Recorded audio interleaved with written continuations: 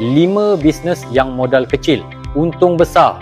Terkejut bila tahu industri nombor 5 yang bakal meletup. Tak perlu modal besar pun boleh start. Tak kisah berapa banyak hutang yang kau ada sekarang, kau masih boleh ubah hidup dalam masa setahun. Kalau kau tak nak terlepas peluang ini, teruskan tengok. Hari ini aku nak kongsi 5 bisnes ringan modal rendah yang akan meletup pada 2024. Kalau kau kerja makan gaji, usahawan baru atau tengah cari peluang, kau kena rebut salah satu daripada ini. Yang terakhir paling power.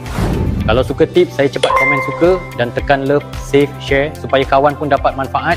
Nak niaga bersama Sean? Klik link dalam bio atau klik learn more. 1.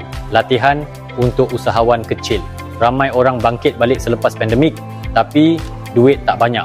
Mereka cari bisnes kecil macam jual makanan, jual pakaian atau servis mudah. Kau boleh buat duit dengan ajar mereka cara berniaga, sediakan bahan marketing atau jual peralatan macam meja lipat dan khemah. 2. Servis komuniti. Ramai orang sibuk, mereka perlukan runner untuk beli barang dapur, ambil anak sekolah atau jaga orang tua.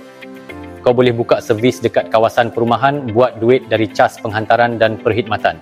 3. Bisnes automasi dan IoT. Mesin layan diri semakin popular. Mesin jual air, mesin jual makanan ringan. Kau cuma perlu letak di lokasi strategik dan setiap mesin boleh jana ratusan ringgit sehari tanpa perlu jaga kedai. 4. Kesihatan mata. Sekarang ada teknologi cermin mata terapi yang boleh bantu betulkan penglihatan tanpa pembedahan.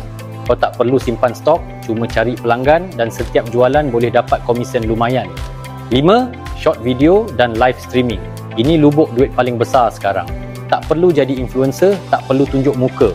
Buat akaun, rakam video produk dan biar sistem AI hantar pada pelanggan yang tepat. Nak tahu lebih lanjut macam mana nak mula?